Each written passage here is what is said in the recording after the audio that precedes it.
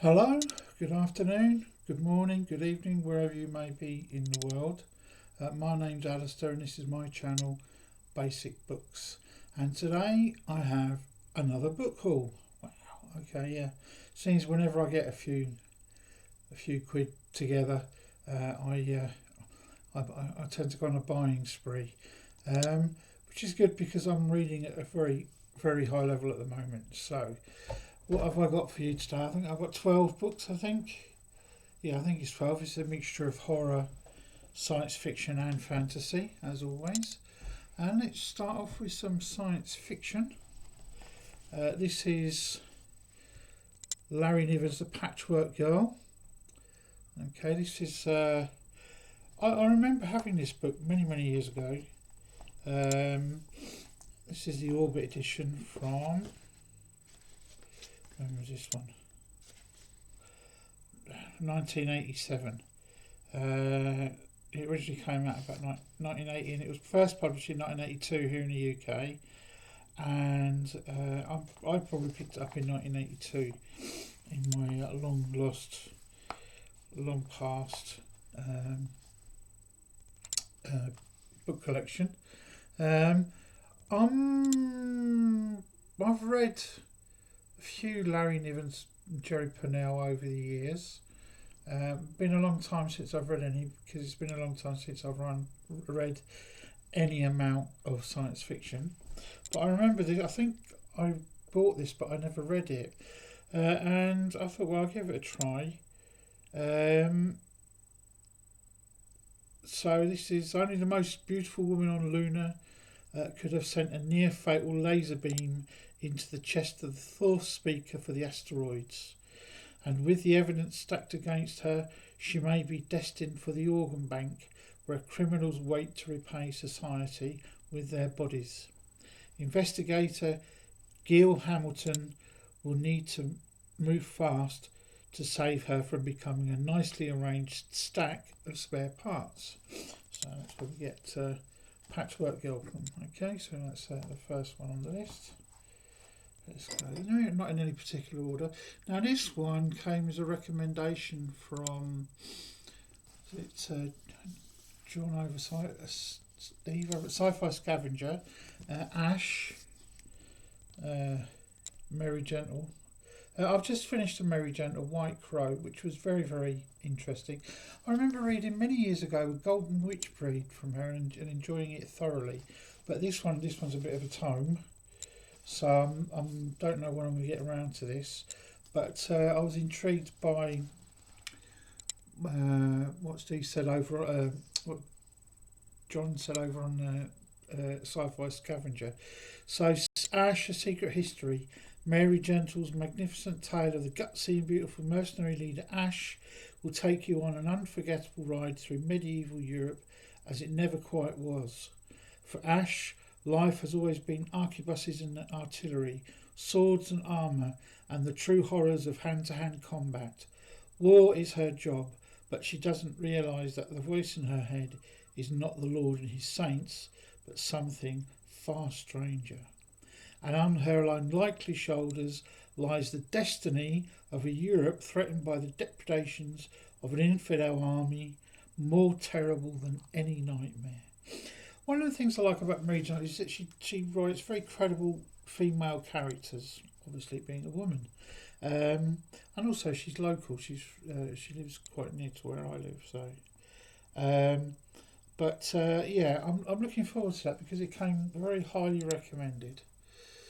Next one. Right, okay, so yeah, The Children of Hurin, J.R.R. Tolkien. Now, there was a time when I had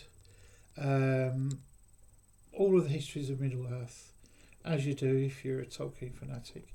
If you can look just over my left shoulder there, you can see a stack of Tolkien's there. I've got the core ones, so I do enjoy, and I always enjoyed whatever versions of the Children of Hurin in. I think it's in the Unfinished Tales, if I'm not mistaken. But yeah, this is one of of Christopher Tolkien's life's work going through his father's papers and putting together stuff that can be used. But The Children of Hurin is an age-old tale, and I'm looking forward to getting to that sometime. Now this one, okay, we're going from the sublime to the ridiculous. This is an omnibus edition of Sean Hudson.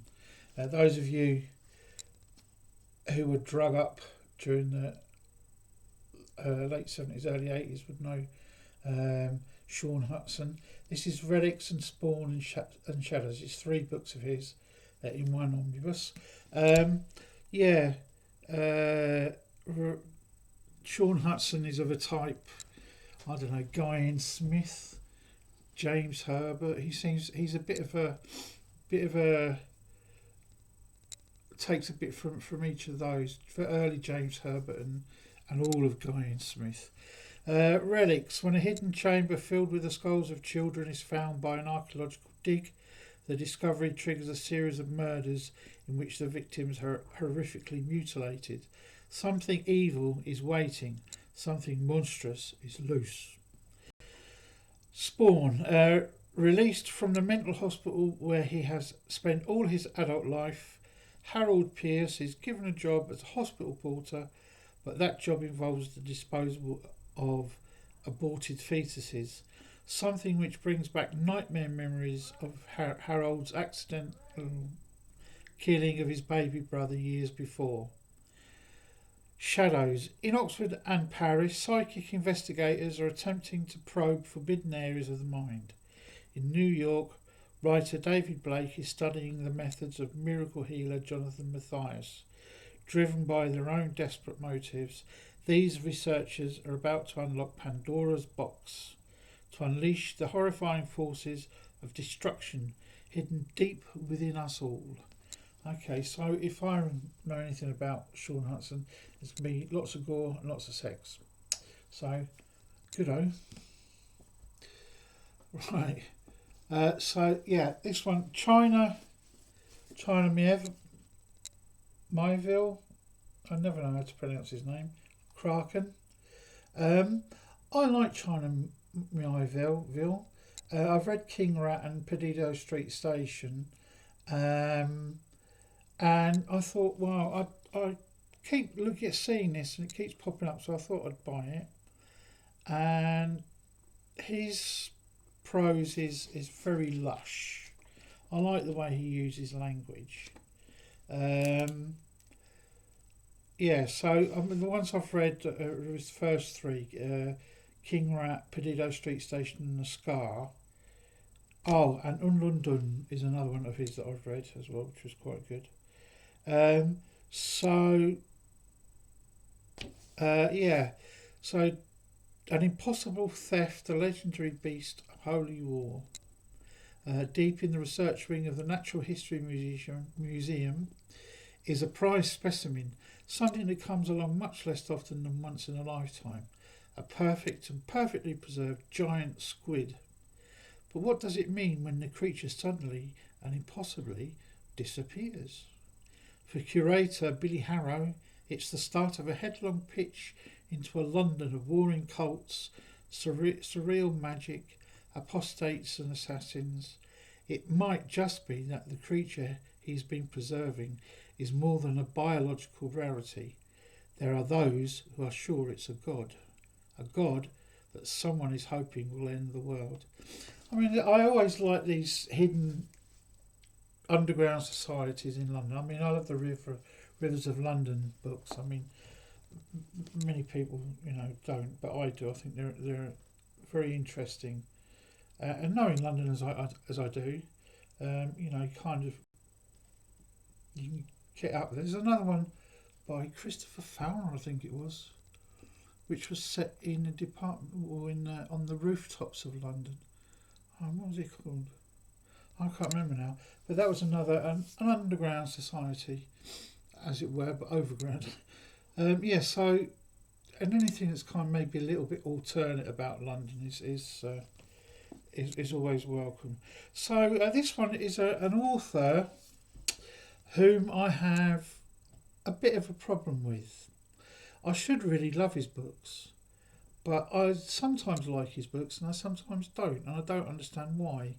Because I've read a number of his books. I've just read The Ritual, which I quite liked, and what was the other one? Oh, I can't remember now. But yeah, I should really like his books. So, he's very folk horror-ish, and he writes really well. Um, and I thought, well, I'll give it a go. As I say, sometimes I feel a little dissatisfied with what he's written, um, and that I don't like that feeling. I like to say, well, I really like this one. I really like this guy. He's very good. So hopefully this is the one that will change that. So, but this one is set, generally these ones are set in the UK. This one is set in the United States. So, yeah, winner of the August Derleth Award for Best Horror Novel, They Never Let You Go. In 1975, a massacre took place in the Arizona desert which shocked the world. The Temple of the Last Days, a cult whose rumoured mystical secrets and paranormal experiences lay concealed behind a history of murder, sexual deviancy, and imprisonment, came to a bloody end after a night of ritualistic violence. Now their story is to be told. Kyle Freeman is an indie filmmaker with no money and few options.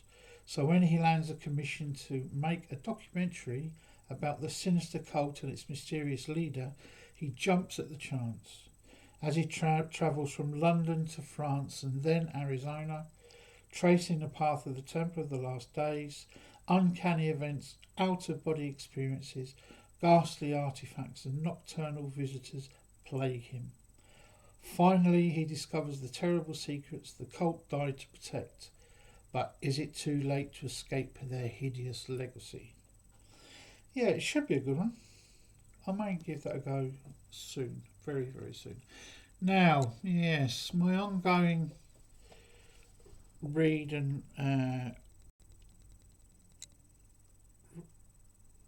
reading more of PKD. There we go, Cantata 140.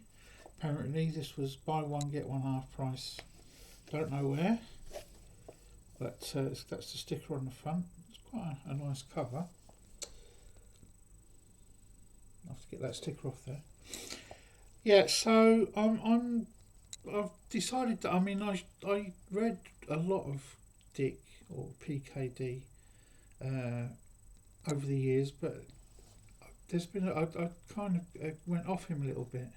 So I've been rereading or reading for the first time certain PKD books. I've got a couple this time round that I hopefully one is new. Which is this one. Never read this one, Cantata 140. It's the year 2080, and Earth's seemingly insurmountable overpopulation crisis has been alleviated temporarily by placing millions of people into voluntary deep freeze. But an election year, the pressure is on to find a way which will allow them to resume their lives.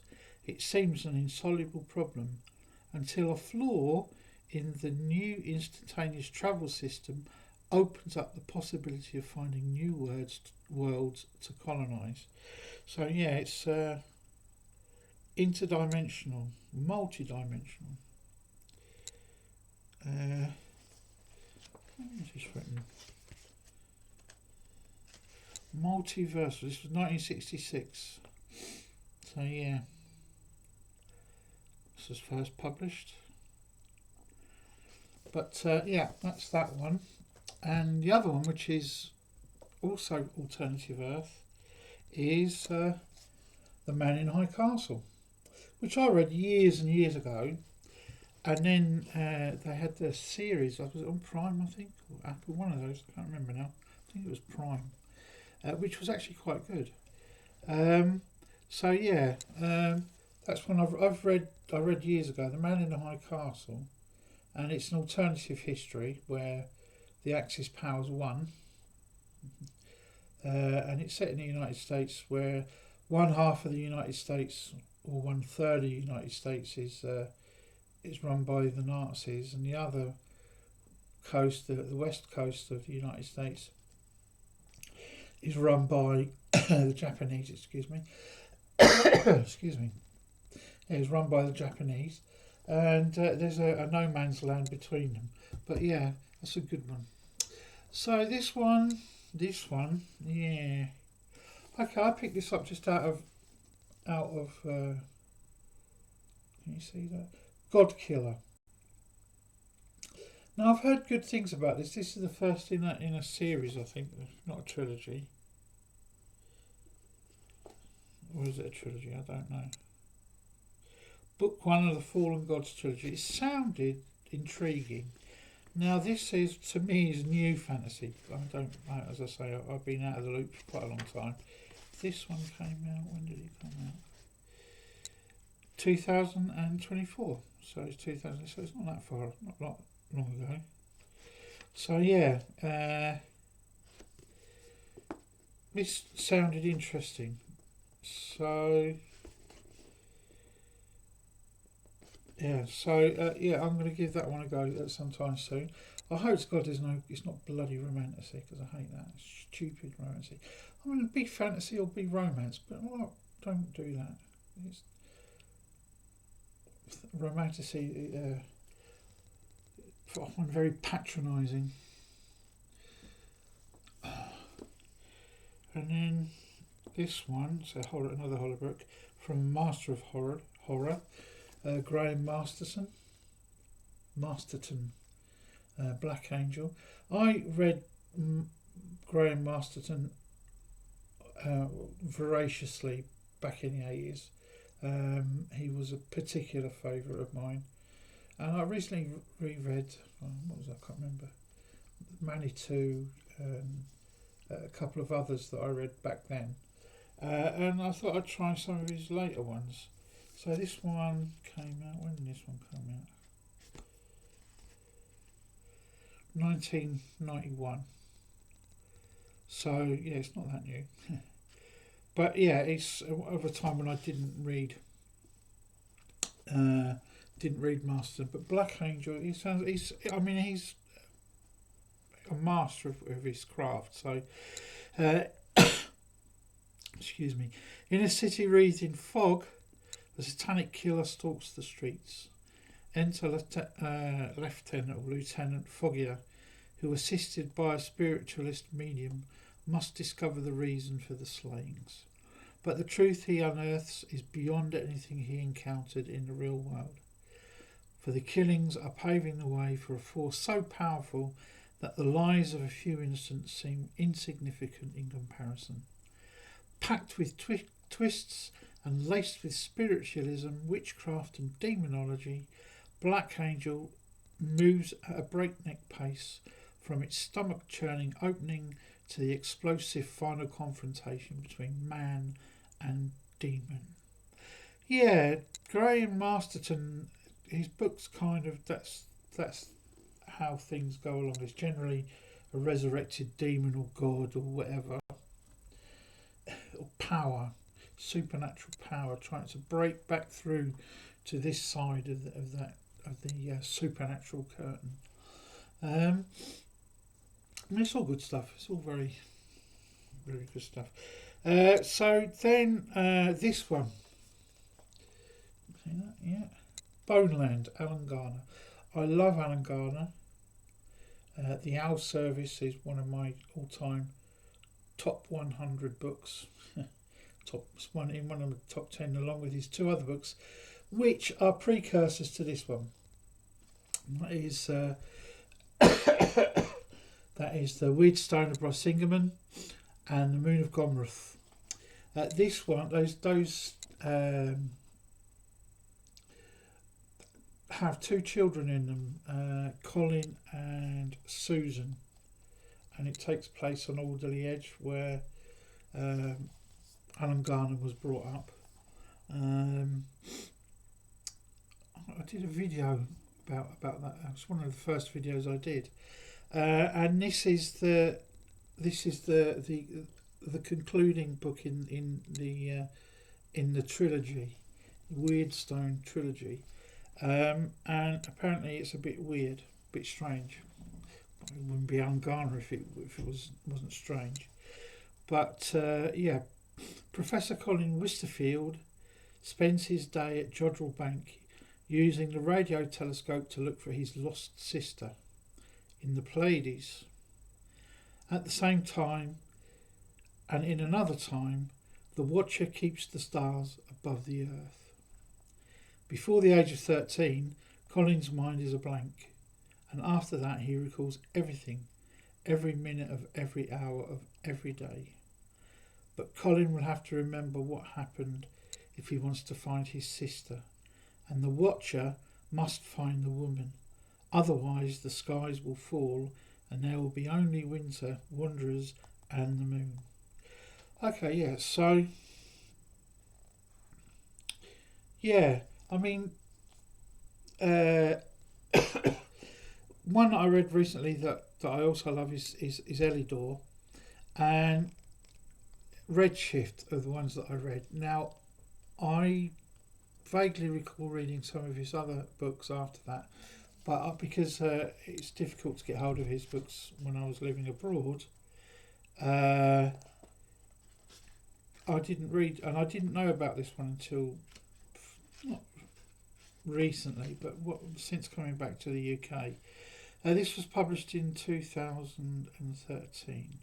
It's originally published in 2012, and yeah, it's weird that you've got childhood books and then you've got the adults in this one. So yeah, that's something to look forward to. And lastly, but not leastly, if I can say that, is The Madness of Cthulhu, stories inspired by H.P. Lovecraft.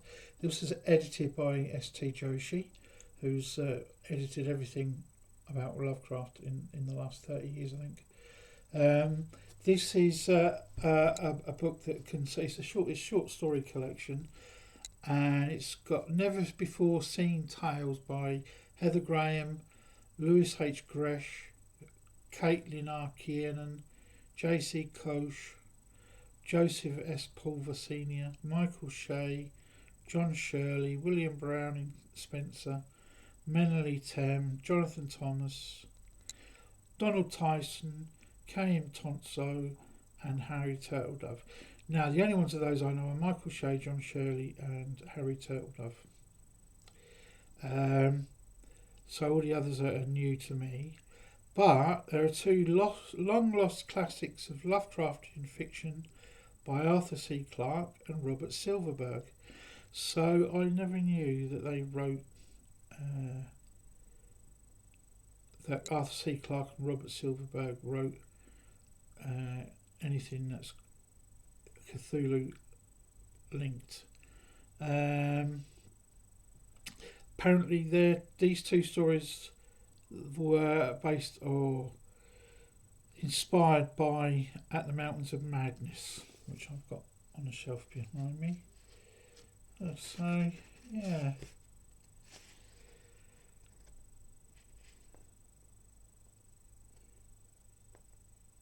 yeah, so Harry Turtledove obviously I've heard of as well.